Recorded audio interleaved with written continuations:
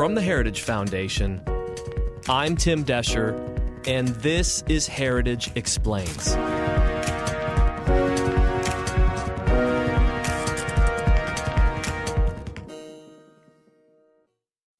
Remember that scene in the movie Annie Hall when Woody Allen is standing in line at the movie theater with Diane Keaton and a pedantic blowhard is standing behind them mansplaining to his date about the work of the famous professor Marshall McLuhan? Well, when Woody Allen had enough, he brings Marshall McLuhan on screen just long enough to shame the pedantic gentleman about how wrong he was. What do you do when you get stuck on a movie line with a guy like this behind you? Wait a minute, why can't I give my opinion? This is a free country? He can give you. Do you have to give it so loud? I mean, aren't you ashamed to pontificate like that? And the funny part of it is, Marshall McLuhan, you don't know anything about Marshall McLuhan's work. Really? I happen to teach a class at Columbia called TV, Media, and Culture. So I think that my insights into Mr. McLuhan, well, have a great deal of validity. Oh, do you? Yeah. Well, that's funny because I happen to have Mr. McLuhan right here. So, yeah, just let me come over here a second. Oh, Tell him. I heard what you were saying. You know nothing of my work. You mean my whole fallacy is wrong. How you ever got to teach a course in anything is totally amazing. Boy, if life were only like this. Boy, if only life were like this.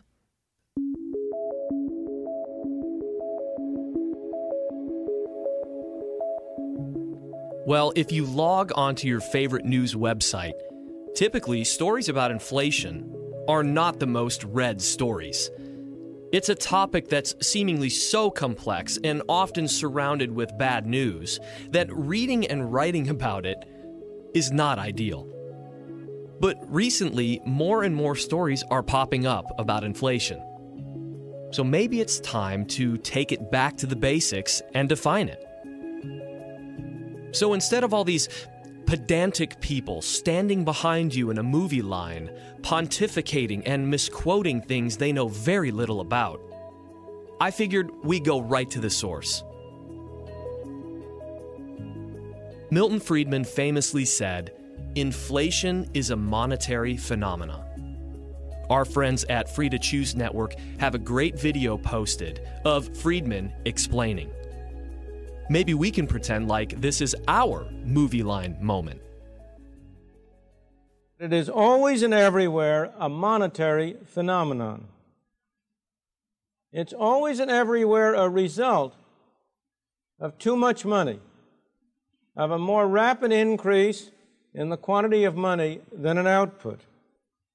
Moreover, in the modern era, the important next step is to recognize that today governments control the quantity of money, so that as a result, inflation in the United States is made in Washington and nowhere else.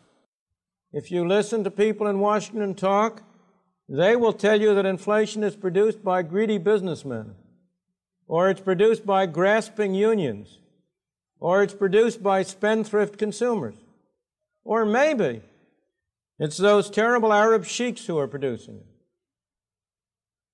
Now, of course, businessmen are greedy. Who of us isn't? Trade unions are grasping. Who of us isn't? And there's no doubt that the consumer is a spendthrift. At least every man knows that about his wife. But none of them produce inflation, for the very simple reason that neither the businessman nor the trade union, nor the housewife has a printing press in their basement on which they can turn out those green pieces of paper we call money. Boy, if only life were like this. But it isn't. We can't pull out our favorite academic mind whenever we need to correctly portray a complex issue. So, since inflation is one of those issues, we're going to do our best to explain it on this episode. We recently spoke with Joel Griffith. He covers issues like inflation as a research fellow in the Rowe Institute here at the Heritage Foundation. This week, Griffith gives us the basics on this very important issue. and places it in context to the issues happening today. More after this.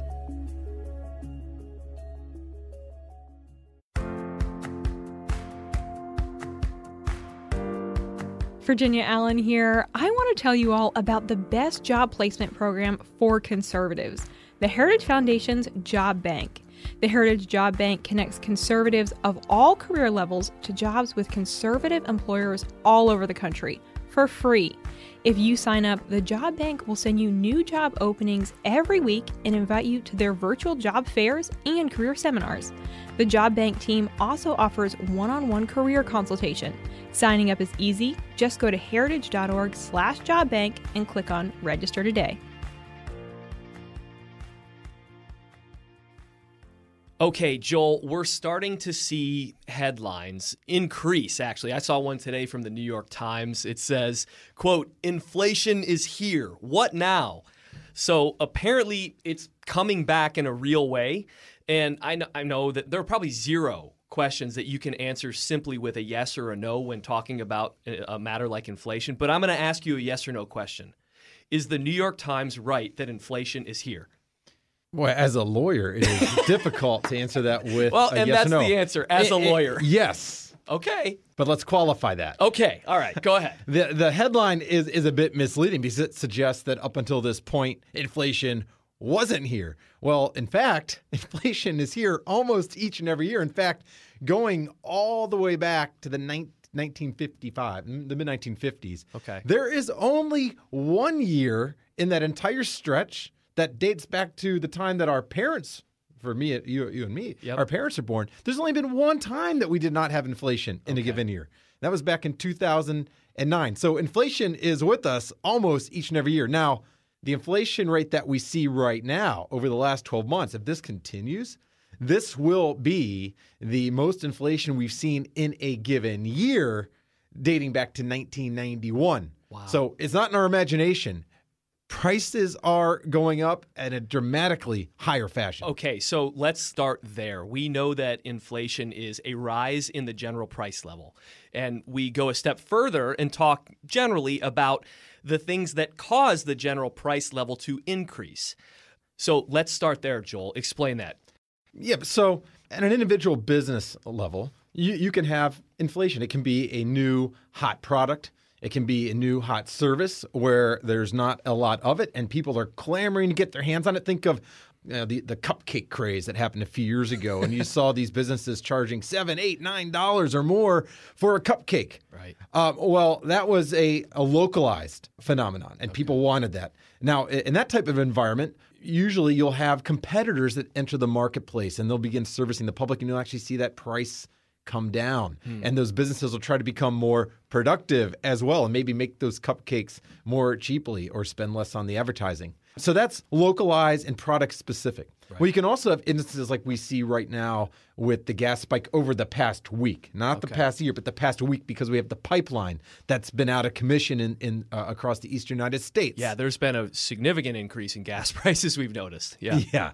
So that can be a temporary pause in supply in that instance. But in general, when we hear the term inflation, we're usually referring to this phenomenon where you see the general price level increase.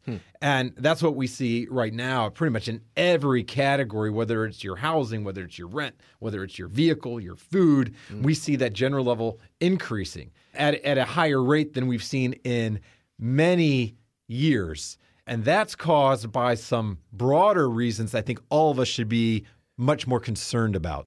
Joel, we've spent a lot of money over the last year through the COVID situation. We have seen an unspeakable amount of money being spent. And that's only on top of what we've spent in the past, 10 to 20 years, all piling up on each other. With what's happening right now with inflation, is that lending to the rise in inflation? Oh, without a doubt, this is contributing to the very large burst of inflation. Think about what's happened over the past year. You've had not only the Federal Reserve printing enormous amounts of money buying assets, but you also have individuals that have been mostly enjoying the stimulus checks that have been deposited in their accounts. or the student loan moratorium. If you look at the savings rate, for instance, the savings rate right now for families over the past year has been at an all-time high. People have been actually saving money, sometimes paying down debt. But now people are getting back to normal. They're beginning to spend all of this money that has been printed and borrowed and deposited, and this is starting to drive up the costs of all these goods. And on top of that, you have government suppressing the supply of labor by paying people not to work, and so the cost of labor is going up, which then causes the cost of business, and businesses have to raise their prices to pay for the labor cost. And then we're ending up with a spiral now of higher prices and all these items. And suddenly people that were enjoying the extra cash in their checking account, they're realizing, wow, I'm having to pay a lot more to fill up my car, to go grocery shopping, to pay the heat, the air conditioning for my home. It's catching up with us already. Wow. Okay. My next question is this going to just get worse?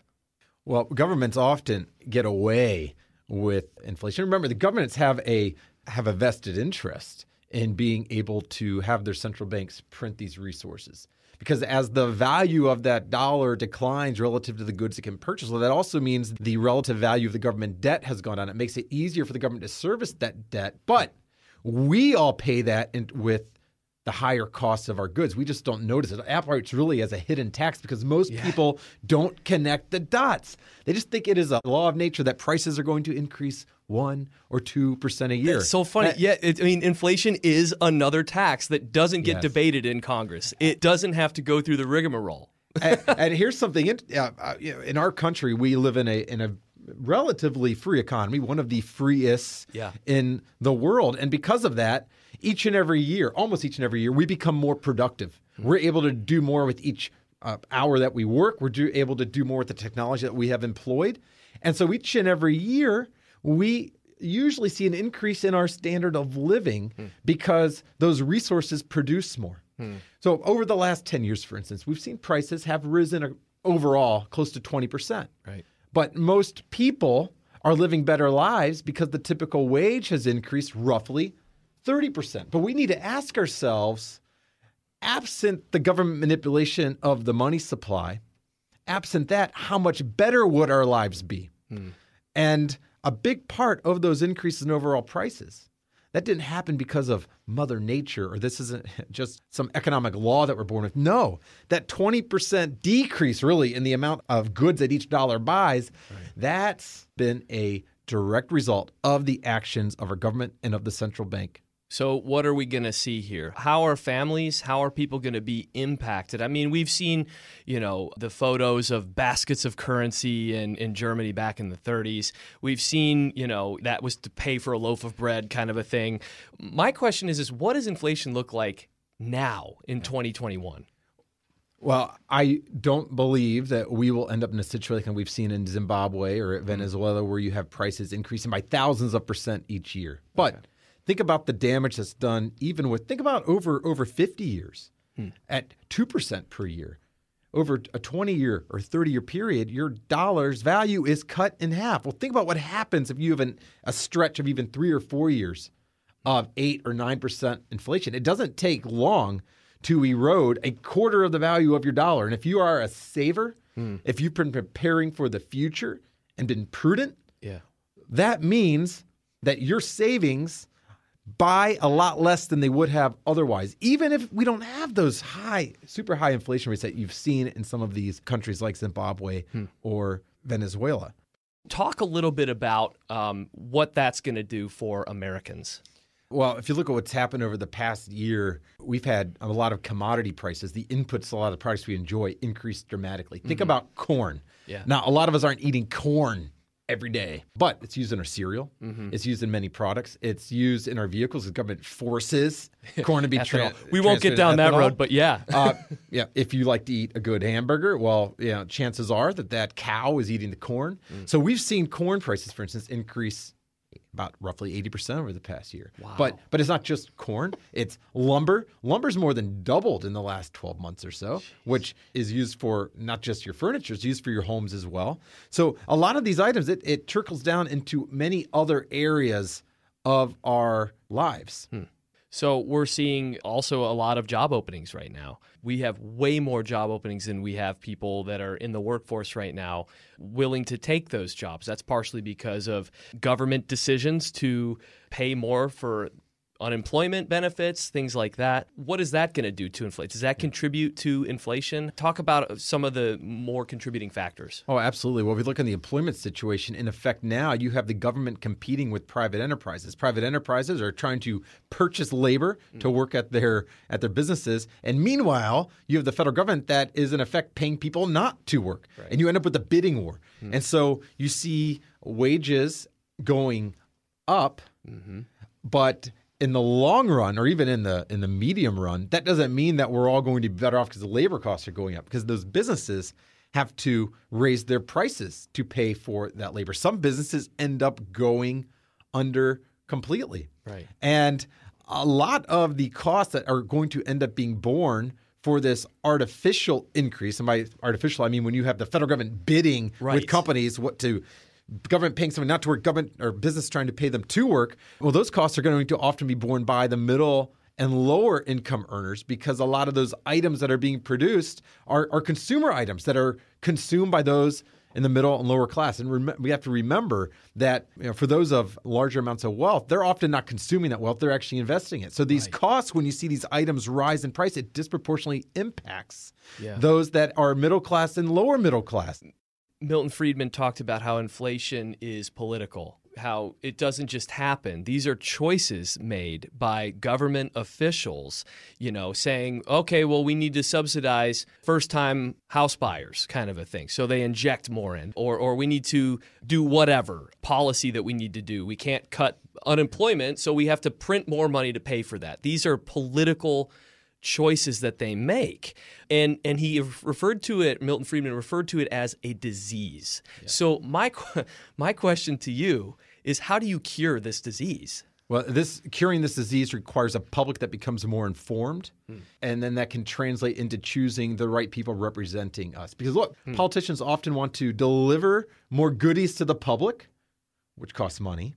They also usually don't like raising taxes. Right. So what is the end run around that? Well, that's what we see right now, where you have a central bank that obliges the government by buying the debt so the government can then go ahead and spend the money. Wow. And then they hope that people don't realize that the resulting economic havoc or the slower growth or the higher prices, they hope the public won't recognize it. And usually they get away with it because with a free market, you have more productivity, you have more wealth created, and people don't realize that their life could be even better off and could be accelerating even more quickly were it not for the politicians doing this to the money supply. And usually they get away with it. In situations like this, it gives us a rare opportunity to explain to the public at a moment when their awareness is elevated, because everyone is noticing that it costs more to fill up their car, to fill up their grocery cart, to pay their bills. People are noticing that something is awry. And as Milton Friedman once said, inflation always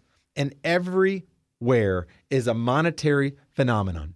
This problem is largely caused by the federal government and the politicians in D.C. really at this point working hand in hand with the central bank to allow them to spend enormous quantities of money without right now raising taxes outright. And we're realizing now that this has consequences. My hope is that people, even after this episode passes, that people will begin to wonder how much better their lives could be each and every year because of the hard work that they're doing and all the investment that's being made in new technology and new businesses. How much better could their standard of living be each and every year were it not for this persistent inflation that each and every year since 1955, each and every year has inflicted its scourge on the American people. Perhaps they'll recognize that it indeed is a scourge going forward. Well, Joel, this is a huge one. You've tackled it and you have beat it into the ground very, very well. So thank you so much for joining us on this episode. I really appreciate it. Thank you, Tim.